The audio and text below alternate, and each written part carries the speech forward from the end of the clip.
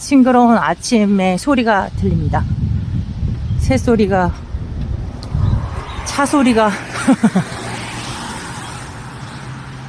비가 오고 나서 새들이 뭐 잠을 깼는지 막 엄청 짹짹거리고 있네요. 밤새 비가 엄청 왔거든요. 그리고 아침 새벽에도 엄청 오더니 지금 8시 한 이 정도 되는데 물이 그냥 아까는 막 뭐 어디 바켓으로 들이붓나 하는 정도로 오더니 다행히 쉬는 시간에는 비가 안 와서 이렇게 걸어봅니다. 이 동영상 보시는 분 중에 질문이 들어왔습니다. 3년 후에 미국에 들어오실 생각이 있는데 통역사는 어떻게 준비해야 될까? 저는 의료 통역이고 비디오 통역이고 그래서 그거밖에 몰라서 그거에 대해서 말씀드려 보겠습니다. 이미 뭐 어떻게 의료 통역이 됐는지 입성기 1, 2탄으로 만들어 놓은 건 있지만 이제 통역을 들어오시는 분들 중에는 저희 동료 팬데믹 전에 하시는 말씀이 이미 통역 자격증이 있다는 걸 알고 계셨더라고요. 그래서 그걸 준비하시고 트레이닝 하는 데다가 돈을 500불인가 800불인가 이렇게 주시고 트레이닝을 받으셨다고. 근데 이제 면허는 따지 않고 그런 상태에서 저희 회사에 지원하셔서 붙으신 케이스가 있었어요. 근데 그분은 이제 실기 전화가 와가지고 미국 사람이 뭐 실전하는 그런 시나리오 가지고 직접 연습도 시켜줬다고 하더라고요. 그 병원 시츄에이션을 만들어 놓고 그 다음에 이제 통역 해보게 하는 그런 거 있잖아요. 그런 거 해봤다고 그러더라고요. 근데 한국 사람 없었다고 그러더라고. 왜 그런 거 하려면은 한국 사람 하나 미국 사람 하나 해가지고 통역사에다 두고 연습을 시켜야지 올바른 연습이거든요. 그죠? 근데 거기 뭐 그렇게 했다고. 그리고 어떤 분은 센터 가가지고 그 자료도 엄청 받아오시고 그리고 강의도 들으시고 거기가 이제 40시간 주로 그 통역회사가 40시간 그 트레이닝을 받은 사람들을 요구하는 경우가 있어서 그것도 한 800불인가 주고 하셨다는 것 같은데 윤리강령도 배우고 용어도 배우고 그룹으로 뭐 통역도 서로 해보고 뭐 그런 그 수업을 하셨다고. 근데 제 경우는 통역 자격증이 있는지 없는지 그런 것도 모르고 그다시 또 딱 쳐서 저는 그게 제일 구인구직 광고 하는데 제일 쉽고 찾기도 쉽고 뭐 지역 치고 뭐 내가 원하는 분야 치고 하면은 쭉 광고 뜨거든요. 그런 걸로 해서 집 근처에 통역 회사 센터가 있었기 때문에 거기로 가게 되었는데 거기 이제 들어가 보니까 자격 요건이 있잖아요. 안 맞는 것도 있었죠. 저는 그때 무슨 트레이닝을 받은 것도 아니었으니까 거기 트레이닝을 받은 사람 뭐 이렇게 나왔을 테니까 그랬는데 그냥 지원했죠. 누가 알겠냐. 그리고 그러니까는 자격 요건을 한번 확인해 보셔라. 내가 원하는 그 직업 자격 요건 그런 사람들을 고용하겠다는 뜻이니까 그죠? 그러니까는 그런 구직 사이트 들어가 보셔서 연봉도 체크하고 거기에 이제 리뷰도 많이 나오니까 뭐 진정한 그 고용인들의 소리를 들을 수 있어요. 저도 거기다가 막 남기고 그랬거든요. 보수는 얼마고 막 이렇게 해가지고 막 진정으로도 여기 써있지만 이렇게 뭐 사실은 그게 아니다 뭐 이런 식으로도 막 써놓고 해놨으니까 그거 참고하시고. 근데 저는 진짜 초짜고 맨땅 헤딩 뭐 이런 식이라서 거기서 근데 또 다행히도 거기서 훈련도 시켜주고 그래서 무료로 그냥 많이 그냥 쓱 들어온 케이스인데,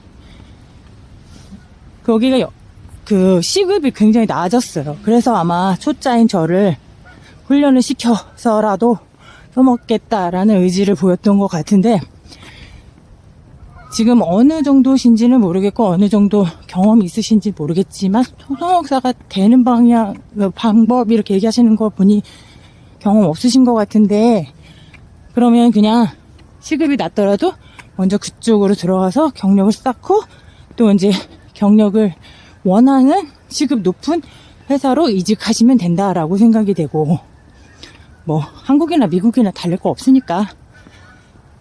그러면은 또 거기다가 이제 면허증, 꼭 자격증이 있는 거, 면허증이 아니라 그 면허증이랑 자격증이랑 똑같은 건가? 하여튼 그 의료 통역 시험이 있어요. 제가 아는 거는 그 필기만 있는 그냥 영어 독해하는 윤리 문제가 많이 거의 나오는 CCHI라는 게 있고, 그 다음 필기와 실기를 겸한, 여기는 이제 용어도 있고 약 이름 뭐 이런 것도 나오고 문제가, 그리고 뭐 질병에 관한 문제도 나오고, 뭐 CCHI에도 나오는데 윤리가 더 많이 그 포션이 그게 더 많거든요, 거기는. 근데 여기 NBCMI는 좀 비교적 윤리하고 그런 여러 각 분야 용어나 뭐 질병 이런 것들, 상태 이런 거, 약 이런 거 다들 좀 골고루 해서 이제 필기를 보고 통과하시면 실기 어떤 상황을 주면 녹음해서 보내면 그거를 그 채점자가 보고 잘했네 못했네, 점수가 달랑달랑하네 어쩌네 이렇게 해가지고 한바닥 그 사연을 보내주죠. 네가 뭐 영어는 어떻고 한국말은 어떻고 막 이러면서 그런 채점 상황을 보내주고, 합격이다 불합격이다 좀 한 달인가 한 달인가 채점 기간이. 그래서 그건 길어요. 실기 보고 나서 발표가 금방 안 나죠. 필기는 금방 나는데. 그래서 그런 거를 따도 좋다. 그래서 자신감을 얻는 차원에서도 좋겠죠. 추가할 사항이 있어서 나왔더니 비가 오네요.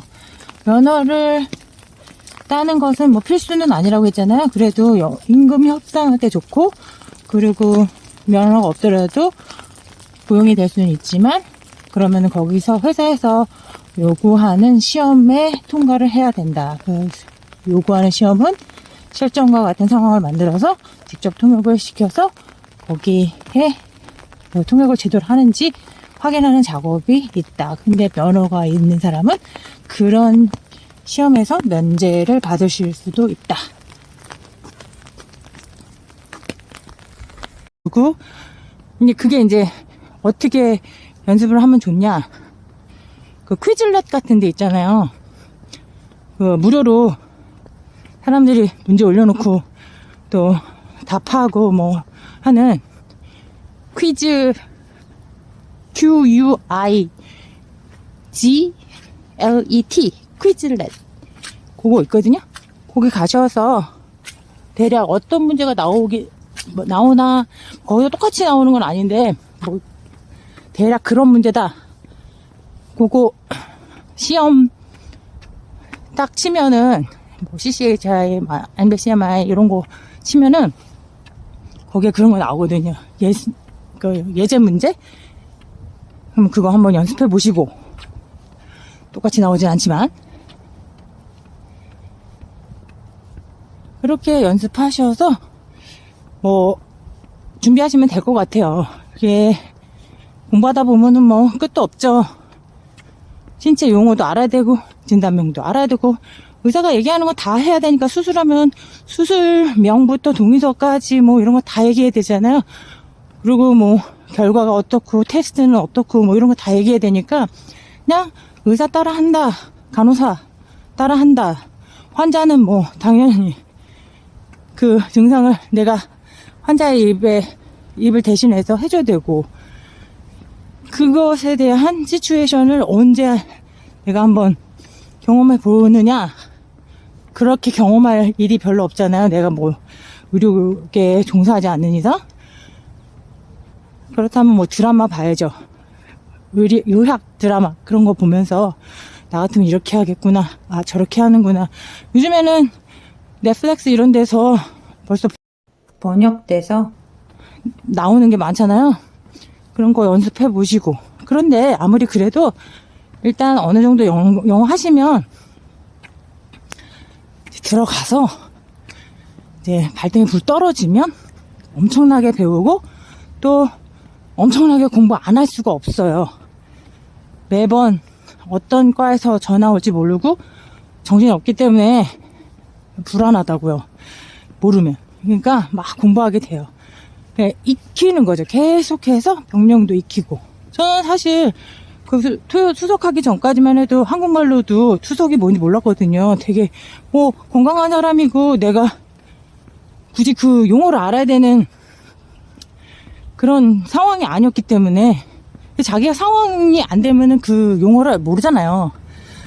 그러니까 막 아프거나 누가 아픈 사람이 주위에 있거나 그러면 그 병명을 알지만, 그래서 진짜 무식했었거든요. 근데 요즘에는 뭐 얘기하면 딱딱딱딱 다 나오죠. 우리한테도 그 통역을 하면은 되게 여러 가지로 도움이 많이 되는 것 같아요. 사는데. 아, 요런 식으로 해야 되겠구나. 의료 병원에 갔을 때는 뭐 이런 감을 잡는다거나, 이제 의사나 간호사의 의도를 미리미리 파악할 수 있고, 저 사람이 나한테 사기를 치나 안 치나 또 느껴지고 뭐 그 정도는 뭐 그렇게 심하게는 아니지만 하여튼 그렇고, 또 뭔가 상관없는 얘기를 또. 근데 다른 거 다 제치고 어느 주에 정착을 하실 건지는 모르겠는데, 그 세금이 되게 높아요. 물가도 높은 그런 데서 사실 수도 있잖아요. 여기 통역의 벌이가, 비디오 통역 벌이가 4인 가족 풀타임으로 해서 먹고 살기는 힘들다.